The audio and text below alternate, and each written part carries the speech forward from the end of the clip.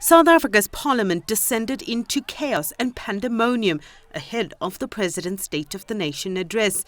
Opposition parties continuously objected and called for President Jacob Zuma to step down.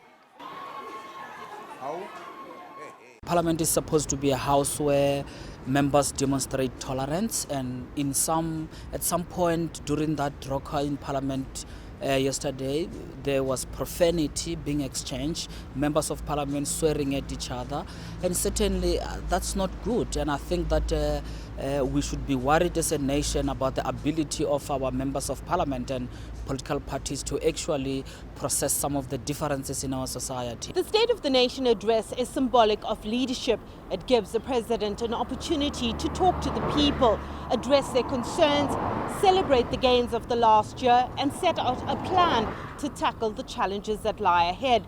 Sadly, the majority of South Africa today are more concerned with what happened before the speech than the speech itself. It was just chaos. I mean, they could have done better. You know, they must give each other opportunity to speak, and they shouldn't fight, and they shouldn't be talking about how maybe the president should be thrown out. They just need to talk things like in a proper way, man. Like they should be leading us. I believe that everyone has freedom of speech, but I just feel like the EFF is tending to abuse that power. They're just not doing it correctly, and they're not really representing the people who voted for them. And for that, I just believe, like, you know, they shouldn't be doing that no more, because the whole world is watching, not just South Africa. That's a place that we're supposed to sit there and, you know, have deliberations of how we're going to take this country forward. But they didn't do that, though. So it's disappointing. The primary problem is the president himself. The president is experiencing a growing personal crisis.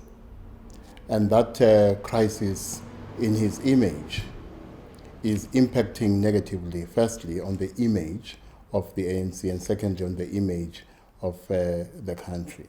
When the president was finally given a chance to speak, he outlined the government's work, future projects, and gave insight into policy moves towards radical economic transformation. To me, radical economic transformation means two things.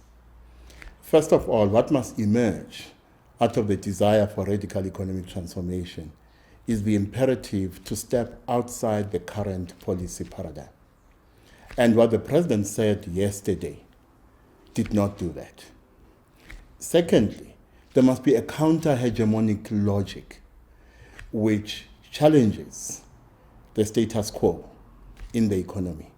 I don't think the measures that were announced yesterday do that. The president failed to inspire South Africans, the majority of whom are struggling the impacts of a weak economy and high unemployment.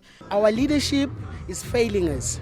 As me as a guy, I'm from work, the wages, the salary that we're working for, it's ridiculous. We have had those problems for a while.